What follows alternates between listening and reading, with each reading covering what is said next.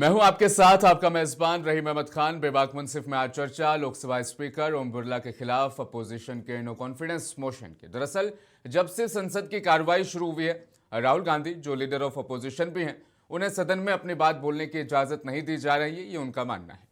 राहुल गांधी पूर्व सेना प्रमुख MM नरवणे की किताब संसद में कोट करना चाहते थे। पिछले कई दिनों से सिलसिला जारी है, इजाजत नहीं दी जा रही है। फिर वो मैगजीन को कोट करना चाहते थे, तब भी इजाजत नहीं दी गई। इसके बरक्स बीजेपी सांसद निशिकांत दुबे ने सदन में 6 किताबों को कोट किया और नेहरू, इंदिरा गांधी समेत राहुल गांधी पर जमकर निशाना साधा।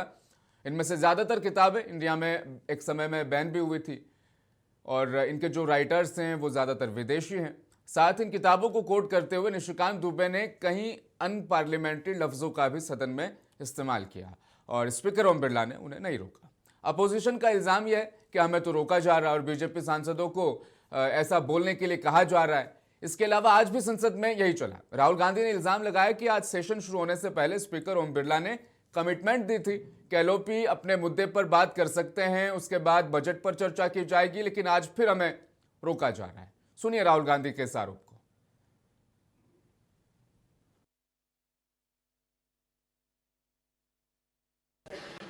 Member of the House went, and Speaker committed to us,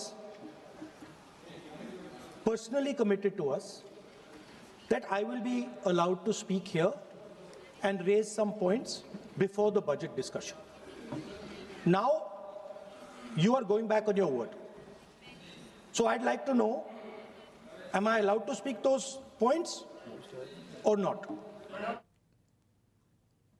तो सुना आपने, राहुल गांधी ने चेयर से पूछा क्या अब मुझे अपनी बातों को रखने की इजाजत है, क्योंकि हमने मीटिंग में बातचीत की है। स्पीकर ओम बिरला ने कमिटमेंट दिया है। स्पीकर चेयर ने उसके बाद राहुल गांधी ने जब ये पूछा तो मना कर दिया और बजट के अलावा आप कुछ भी नहीं बोल सकते, इस तरह की बातें कही। अगर स्पीकर ओम बिरला ने आपको कोई कमिटमेंट दी है तो वो मुझे नहीं पता है, ये चेयर मैडम ने कहा। उन्होंने वजह इसकी ये बताई क्योंकि मेरे पास कोई भी नोटिस नहीं है। ये मामला जो मीटिंग हुई है ये मेरे संज्ञान में नहीं है। क्या कुछ स्पीकर ने कहा राहुल गांधी से, वो दरअसल मैं आपको सुनाना चाहता हूं। ये नोटिस आएगा किसी विषय पर, उसके बाद का निर्णय है।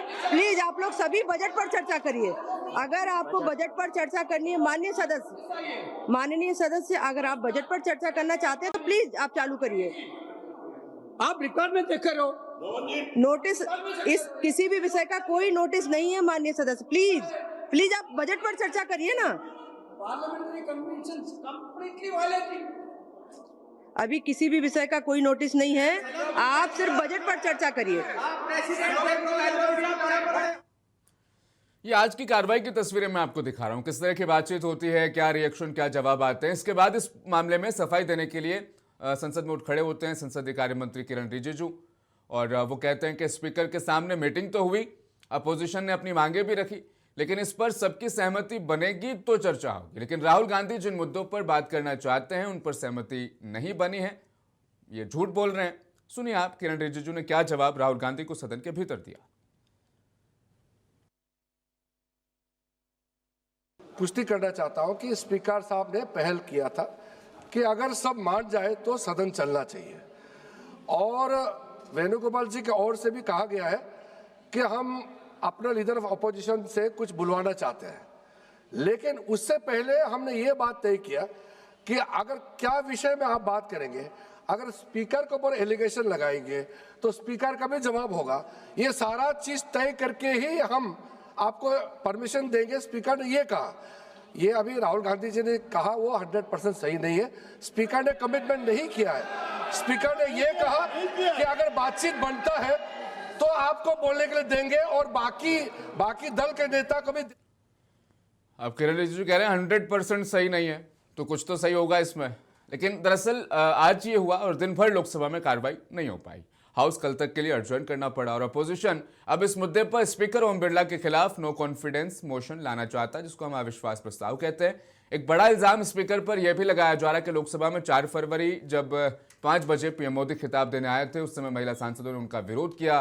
बीजेपी सांसद मनोज तिवारी और गिरिराज सिंह ने मीडिया से बातचीत में कहा था कि पीएम पर हमला करने के लिए महिला सांसद वहां पर आई थी, वेल प्लान था, साजिश थी, पीएम पर हमला करने का प्लान बनाया गया था। और उसके अगले दिन क्या होता है, 5 फरवरी को स्पीकर ओम बिरला संसद में, लोकसभा में आते हैं और कहते हैं कि कल संसद में कुछ भी हो सकता था, अप्रत्याशित घटना हो सकती थी, यानी अनएक्सपेक्टेड इंसिडेंट का वो यहाँ पर जिक्र कर रहे हैं। वो तस्वीरों में आप देख भी पा रहे हैं। इन्हीं तस्वीरों के हवाले से ओम बिरला ये बातें कह रहे थे।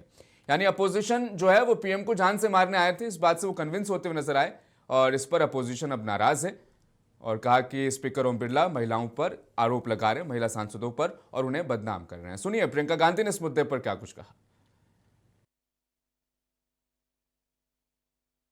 कि स्पीकर साहब का खुद मैंने पहले भी बोला निरादर किया गया है और स्पीकर साहब पे इतना प्रेशर है कि उनको खुद स्टेटमेंट देना पड़ रहा है जो सही नहीं है। अभी सवाल ही नहीं उठता कि कोई मोदी जी पे कोई हाथ उठाए या कुछ ऐसा करे, सवाल ही नहीं उठता। और 11 महिला एमपी हैं, मैं एक हूँ और 10 और हैं कांग्रेस की, उनमें से किसी को आप देखिए सब सीरियस लेडीज़ हैं, कोई ऐसे थोड़ी है कि जाके पीएम साहब को कुछ करेंगी, बिल्कुल। तो सुना आपने, प्रियंका गांधी ये कह रही है कि स्पीकर को ये बुलवाया गया है कि आप अपोजिशन की महिला सांसदों पर इल्जाम लगाओ। अब आगे की कार्रवाई यह है कि अपोजिशन के सांसदों ने स्पीकर ओम बिरला के खिलाफ नो कॉन्फिडेंस मोशन लाने की तैयारी शुरू कर दी है। सिग्नेचर्स यानी साइन करने भी सांसदों ने शुरू कर दिए और कांग्रेस सांसद मल्लू रवि, उन्होंने कहा कि कल वो नो कॉन्फिडेंस मोशन को लेकर लोकसभा में नोटिस देंगे। अपोजिशन के एक दो नहीं बल्कि कई इल्जाम हैं। स्पीकर बायस्ड होकर सदन चलाते हैं, अपोजिशन को बोलने की इजाजत नहीं देते हैं, झूठे प्रॉमिस करते हैं, महिला सांसदों पर इल्जाम लगाते हैं, वगैरह वगैरह कई सारे आरोप है। इससे पहले भी साल 1969, 76, 1999 में स्पीकर के खिलाफ नो कॉन्फिडेंस मोशन लाया गया था। स्पीकर ओम बिरला के हवाले से भी पहले भी ऐसा हो चुका है। अपोजिशन के जो इल्जाम आज इस समय हैं उन पर अब हम चर्चा करने जा रहे हैं, क्योंकि वाकई अगर ऐसा है तो ये खूबसूरत डेमोक्रेसी नहीं बल्कि डेमोक्रेसी का गला घोंटने जैसा है। चर्चा की करेंगे शुरुआत। मेरे साथ शामिल हो चुके हैं फैक्ट्स और एविडेंस पर अपनी बात रखने में सबसे माहिर बीजेपी प्रवक्ताओं में से एक टीएल श्रीनिवास राव साहब, स्वागत है आपका। कांग्रेस के बहुत ही युवा लेकिन मजबूत दमदार आवाज के धनी अंश वत्स भी इस चर्चा का हिस्सा है। इस्तकबाल, स्वागत है आपका। आम आदमी पार्टी का पक्ष बेहद संजीदा अंदाज में चर्चा में रखते नजर आएंगे विष्णु पांडे, आपका भी स्वागत विष्णु। और इस चर्चा में खासतौर पर शामिल हो रहे हैं देश के जाने माने पॉलिटिकल एक्सपर्ट, पेशे से पत्रकार और एडवोकेट भी हैं जनाब सोहेल कासमी साहब, आपका भी